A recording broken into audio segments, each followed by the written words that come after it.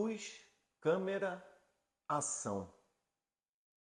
Eu hoje vou receber uma pessoa de uma criatividade ímpar, de um foco único e de uma ótica da vida interessantíssima.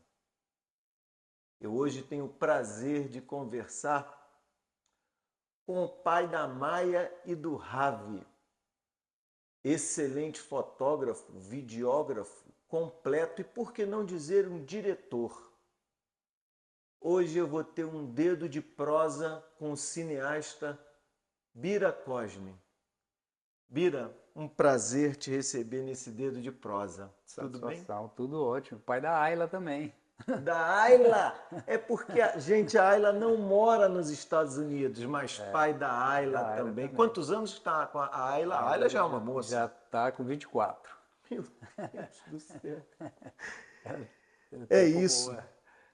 Vamos lá, Bira. Quando que a imagem em movimento entrou na sua vida? Olha, eu acho que eu tive uma experiência incrível quando eu estava viajando com meu pai para Natal, a terra natal dele. E lá, por algum acaso, a gente foi no cinema assistir Super-Homem. Super-Homem de 70 e pouco, eu acho. Depois eu estava pesquisando isso aí, de 70 e pouco. O primeiro, talvez. Talvez um dos primeiros ali. E eu fiquei muito impressionado com uma das cenas lá onde o Super-Homem ele joga um cara numa bancada assim de bar, esses pubs americanos, né? Joga numa bancada assim, o cara sai voando e aquela cena ficou na minha cabeça. Falei, como que esses caras fizeram isso? Assim, como que, né, aquilo ficou na minha mente até hoje. Eu acho que talvez tenha sido uma das primeiras experiências assim quando eu era mais novo. E aí logo depois meu pai me levou para assistir um filme que não era de Hollywood, que era Marvada Carne, da década de 80 também, antigaço filme no cinema que eu fiquei assim, chocado assim, com Curupira, nem lembro, mano, assim, Cruzilhada, acho que tinha Regina Casé, e eu acho que marcou muito essas duas experiências quando eu era mais jovem.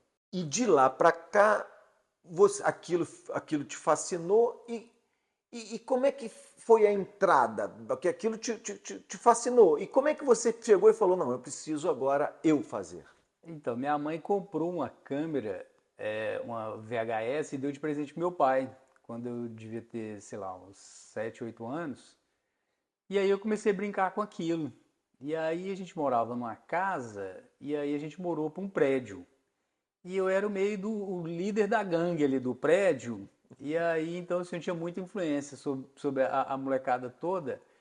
E aí eu comecei a fazer umas novelinhas nesse prédio, né? Eu mudei para esse prédio, eu devia ter uns 10 anos, então com 10, 11, 12 anos eu já estava fazendo essas novelinhas lá, botando a molecada para atuar. E aí quando eu tinha 14, não, eu tinha 15 anos, meu pai ele viu minha fascinação por vídeo e ele me colocou no curso de filmagem amador. E aí tinha uma semana, era do amador, e aí na próxima semana tinha com a mesma equipe o semiprofissional. E aí foi a partir daí. Aí daí eu comecei a entrar que eu tinha, né, 15 para 16 anos, eu comecei a entrar no circuito mesmo. E prof... quando você acha que você pode dizer assim, profissionalmente eu comecei aqui?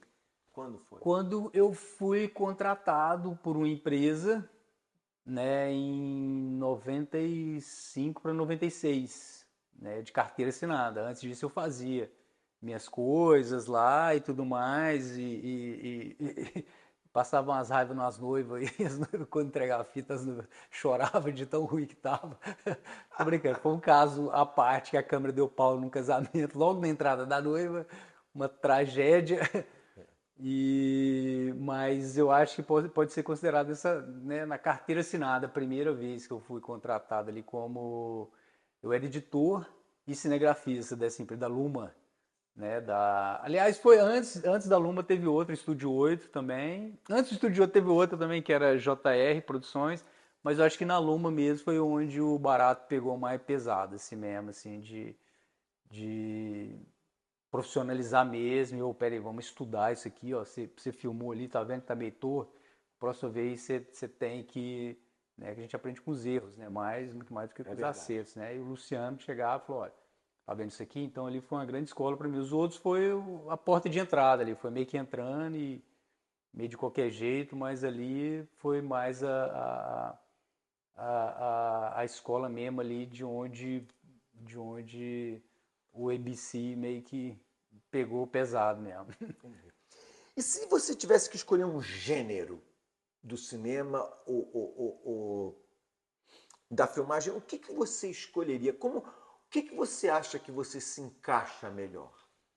Olha, eu gosto muito. O primeiro curta que eu dirigi foi em 98.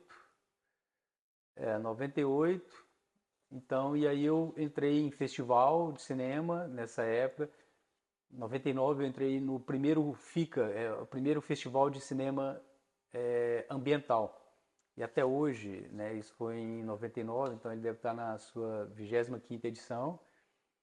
Então eu gosto muito desse lance, assim, na verdade eu gosto de colocar minha criatividade em prática, sabe? Não importa se é um casamento ou um music video, um videoclipe, né? Então, assim, contando que eu coloque a minha criatividade, né, o meu olhar, né, eu tenho um olhar muito peculiar ali, eu gosto muito do voyeurismo, aquela coisa de observar de longe, né? Eu gosto muito da escola francesa.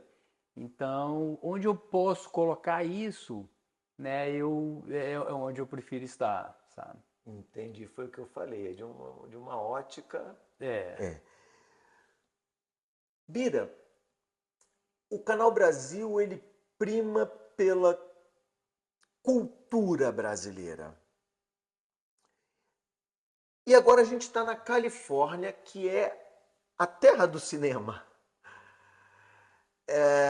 O que você acha que as características da cultura brasileira influenciam no seu trabalho aqui?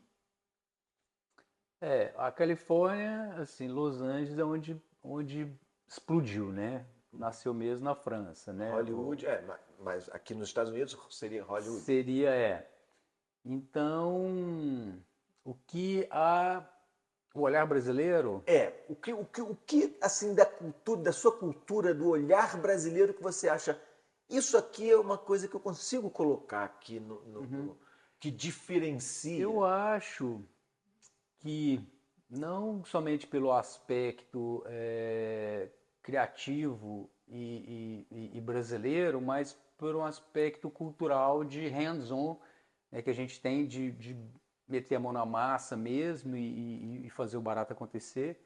Eu estava participando de um curta-metragem de uns amigos, né, daqui do Figo, do Lyrical Opposition, e aí eu cheguei para ajudar ali. Então, assim, o que eu reparava é que cada um tinha sua opção muito específica e era só aquilo, e eu conseguia somar em diferentes campos ali, uma flexibilidade maior, uma agilidade. O brasileiro é aquele que se vira nos 30 e você Se acha que vira, isso você conseguiu encaixar bem aqui. Você é foi como um um coringa, diferencial. digo, você foi como um coringa nessa produção. Diferencial nesse sentido, de tipo, opa, peraí, olha, né, observar, né, teve alguns momentos, né, do áudio ali, eu falei, nossa, será que esse áudio vai ficar bom? Porque do jeito que a pessoa estava apontando ali, então chamei o diretor e falou, mano, não sei se vai ficar 100% aí na minha experiência e tararau. E aí, da mesma forma, em outros aspectos também, né? Um olhar mais. Talvez seja uma característica minha, não sei. Mas eu tive na Austrália, morando na Austrália. Morando não, eu estive na Austrália 2 vezes. E uma das vezes uma pessoa falou para mim, falou, olha, os gerentes das lojas, principalmente de venda, eles preferem brasileiros para trabalhar. Eu falei, mas por que isso? Eu falei, porque nós brasileiros somos muito versáteis, a gente não tem tempo ruim, a gente não tem a gente fica até mais tarde, a gente improvisa, a gente consegue fazer coisa que a cultura australiana e outras não conseguem fazer. É muito mais flexível e a gente dá o nosso jeitinho brasileiro. E esse feedback ficou guardado comigo e é verdade, né? Eu vejo isso aqui nos Estados Unidos, nitidamente concordo hoje em gênero, número e grau. Que interessante, Bira, é exatamente isso. O brasileiro, ele joga nas 11, porque o cinema lá é considerado um cinema de baixo orçamento. Cinema de Isso faz guerrilha. com que, Cinema de isso guerrilha. faz com que você se torne múltiplo, né? É. Múltiplo. E agora eu vou inverter a pergunta. Que características do cinema daqui dos Estados Unidos, mais especificamente da Califórnia, fez, acrescentou no seu ser? Olha, eu acho que não só o cinema, mas assim, a indústria de entretenimento de uma forma em geral, me influenciou muito, assim. Nos primeiros shows que eu fui, uma vez eu fui no show do Alice in Chains, aqui no Google, no complexo do Google que tem shows. E aí, cara, os caras super profissionais. Eu curto Alice in Chains da década de 90, entende? Então, os caras super profissional, organizado, na linha, não tem nada de chapação, não tem nada de vamos improvisar, não tem nada sabe, assim, uma coisa sistemática, organizada, pontual, né? Coisa que eu cresci meio que abominando isso. Não, eu sou artista, deixa rolar, deixa fluir, vai na hora que der. E não. E essa disciplina, tanto nas produções, né, audiovisuais que eu vejo e em outras tantas outras profissões que a gente vê assim de uma forma assim, né? Por exemplo, um concerto de música, os caras é muito doido, fica bêbado e tal, não tem nada disso, os caras vão lá, o que ele promete, ele entrega mais. Então, assim, o que eu vejo que me somou nesse sentido é essa organização, esse profissionalismo, sabe? Nesse pequeno curta-metragem que a gente fez, cara, tinha uma pessoa responsável exclusiva só para fazer a mídia social, tinha outra pessoa responsável exclusiva para ficar vendo continuidade, outras coisas assim que às vezes não seriam necessárias, assim. Tinha três caras fazendo luz, assim. Um era só para era o gafe, o outro era o best boy e o outro era só para ajudar com outras coisas. Então, assim, Eles são muito metódicos, metódicos, organizados organizados. Então, Entendi. se a gente consegue, se eu consigo trazer isso para a minha realidade criativa e improvisativa, puxa, isso aí é um diferencial que eu acho que não tem para ninguém, assim, entende? Interessante. Como eu disse, o Canal Brasil, ele tem quase que a missão de difundir, mostrar, não deixar morrer a cultura brasileira aqui na Califórnia. Como você acha que o seu trabalho pode acrescentar no aspecto da cultura brasileira que a gente vive aqui? Bom lembrar que eu agora estou em São Francisco, entrevistando o meu amigo Bira. Você consegue identificar assim, olha, isso eu posso fazer pela nossa cultura? Eu acho que projeto, eu acho que tocar projetos culturais que envolvam a comunidade brasileira é uma grande coisa, né? Eu tenho um projeto de fazer documentários com a comunidade brasileira e eu acho que isso somaria demais na história, né? Na história da comunidade, assim, na história, né? Porque o que não é documentado, ele meio que fica na memória do coletivo, né? E aí com o tempo se perde, porque, né, se perdeu. Então eu acredito que eu conseguiria se conseguisse eu tenho uma porta de entrada muito grande na comunidade brasileira. Eu tenho vários grupos de ajuda da comunidade brasileira aqui. Fiz um aplicativo. Essa seria a minha próxima pergunta. Fiz um aplicativo, que é o Guia SF, para ajudar a comunidade brasileira. Então eu conheço assim, né? Eu conheço um cara que ele é campeão Warrior.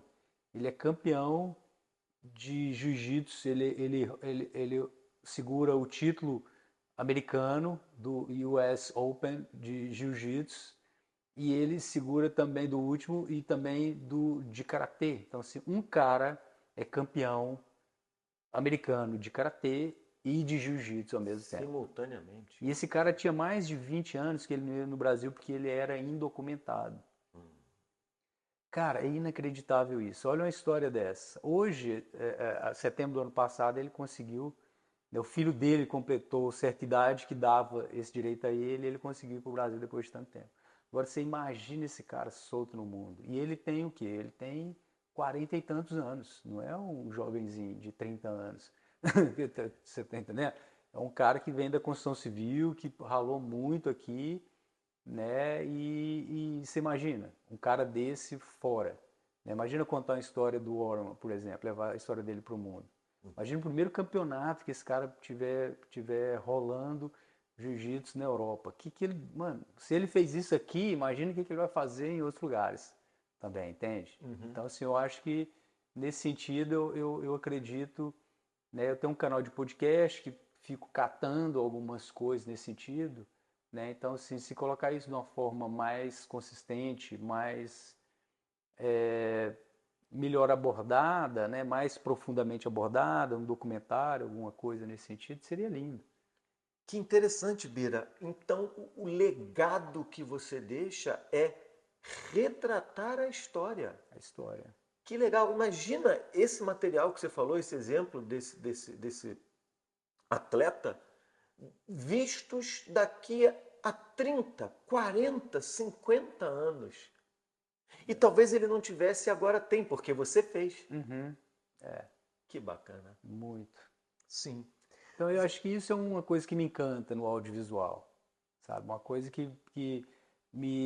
eu comecei a entrar mais no audiovisual foi quando eu sou uma pessoa que tem opinião própria e gosto de expressar minha opinião própria. E aí eu descobri que eu comecei a perder voz, eu tinha problema de todo junho, ficava muito frio em Goiânia e eu perdia voz, né, as amígdalas inflamavam e tudo mais, eu não conseguia me expressar. Foi bem nessa mesma época onde eu comecei a fazer outros cursos, mais cursos, os primeiros cursos, na verdade, de cinegrafia e tudo mais, eu me trouxe uma certa reflexão. Se eu conto essa história para você, fica entre nós dois. Agora, se a gente conta essa história do Orman, por exemplo, num vídeo como esse, quantas pessoas podem atingir? Sim. Então esse foi o clique que deu. Eu falei assim, cara, não tem garganta para ficar pregando e falando, né, trazendo uma mensagem do bem, né, para poucas pessoas. Agora, se eu faço uma obra de um filme ou um documentário, uma peça audiovisual, essa obra minha voz consegue chegar muito mais além. Sim, sim, e não é algo que perece, por exemplo, como um jornal diário ou uma revista semanal. Nada contra jornal diários e revistas semanais, eles são tão necessários quanto. Mas o que eu quero te dizer é que, assim, um Diferente, né? livro, um filme, ele é atemporal. Atemporal, exatamente. Foi essa minha motivação e aí fui inspirado por vários, né, cineastas como Akira Kurosawa, que era um cineasta japonês que ele não tinha recurso nenhum para fazer filme. Ele estava completamente fora da indústria, né, imagina, no Japão. Então o cara pegava uma locação, às vezes duas locações, e fazia um filme que ia para o Oscar, assim, entende? Então, assim, pô, então não é sobre dinheiro, é sobre criatividade, storytelling, né? O que você está contando, de que forma que você está contando, né? Sim, e tem outros exemplos, né? Bruxa de Opa, Blair foi uma das mais baixas produções dos Estados Unidos, conseguiu uma bilheteria assustadora. Eles fizeram com uma câmera de mão. Bruxa de Blair foi na mesma época, eu fiz uma pós-graduação em cinema e a gente até estudou essa obra, foi tipo um TCC, foi uma conclusão de estudantes formados, que estavam formando, não sei se era na UCLA, estavam formando em cinema e fez isso ali e, assim, parece ser muito amador, né? Caraca, tipo, fantástico, porque o propósito do diretor era trazer essa pegada amadora mesmo, como se fosse uma câmera, né, uma handcamzinha de mão mesmo e fazendo Exatamente. Se virou blockbuster. Virou e o medo que aquilo te gerava por parecer algo quase um reality, mas não era, era tudo controlado, mas É, a linguagem era de uma coisa, foi uma coisa foi incrível e fantástico. trouxe aquilo que você falou, é criatividade pura. E o americano adora esse gênero, né? De thriller, de terror, de suspense, tararau. A nossa cultura brasileira não gosta tanto. Mas o filme foi tão assim que chamou a atenção da gente, né? Que Sim, estava lá no Brasil, sim, né? Nos anos 2000 e pouco. sim. E quanto tempo aqui, Bira? Aí já tem quase uma década Que bacana. do Eu, tempo de eu, absorver a cultura. é verdade. Eu falei da Maia e do Ravi, eles nasceram aqui. Nasceram em São Francisco mesmo. Que A bacana. gente mora em São Francisco mesmo. É porque às vezes, São Francisco, mas onde? Que cidade? Não, é São Francisco mesmo que a gente mora. Eles nasceram em São Francisco. Eu queria que um tivesse nascido mais para baixo, um pouquinho no Stanford, por exemplo, né, no Silicon Valley, ali, só para ter uma história para contar. Mas a Maia nasceu no meio da pandemia, né? Não. A Maia nasceu no meio da pandemia, a Ayla nasceu no ano 2000. Né? Todo mundo falava que o mundo O ia mundo ia acabar acabar. no O 2000, mundo ia aí acabar. nasce a Ayla para quebrar.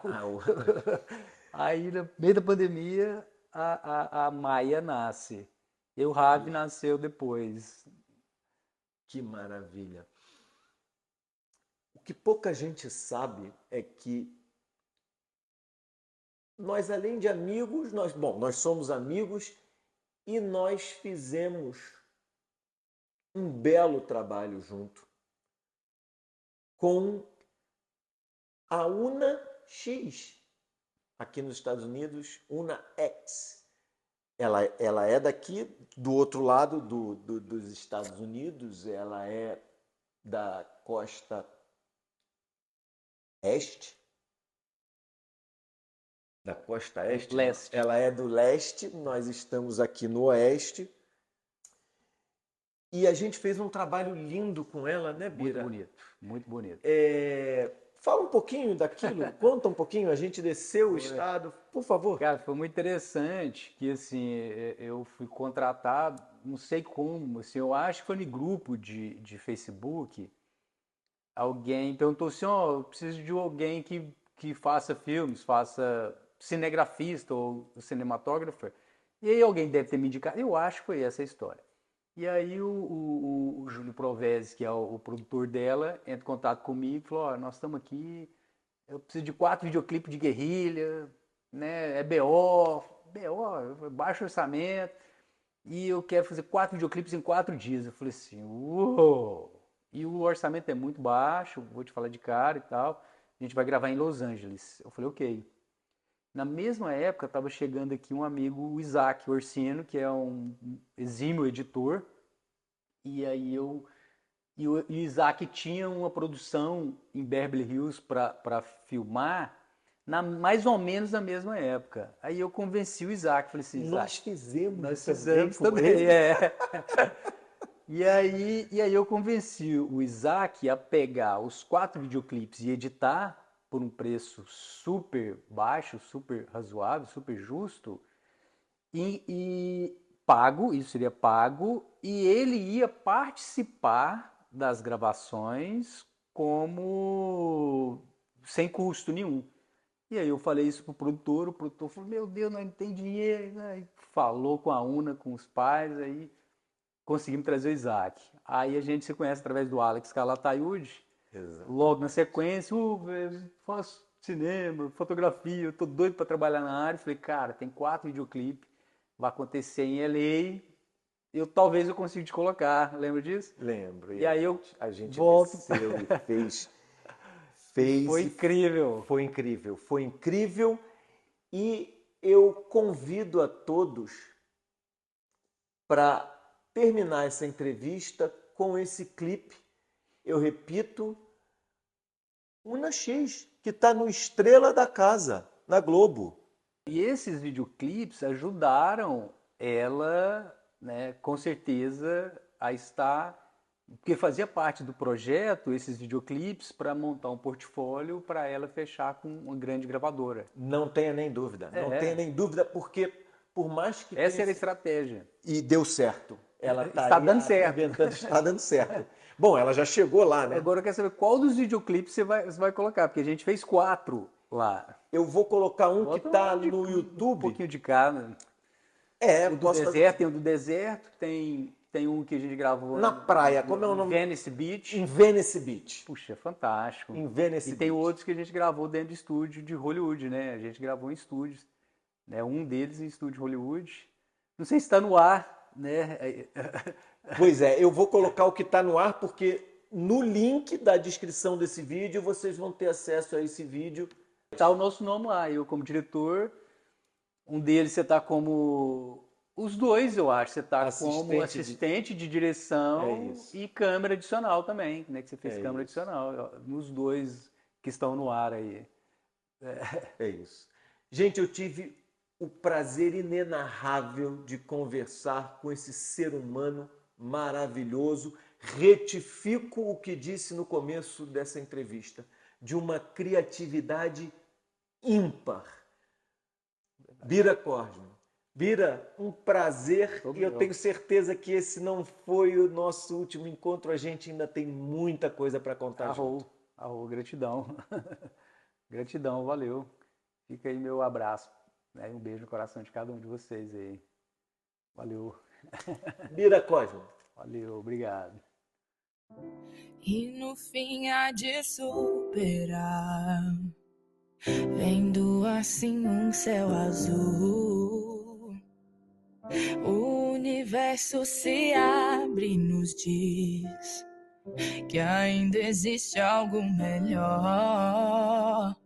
Os sonhos que ainda tenho em mim, vou tentar buscar além do fim, pois menor que o sonho não vou ser.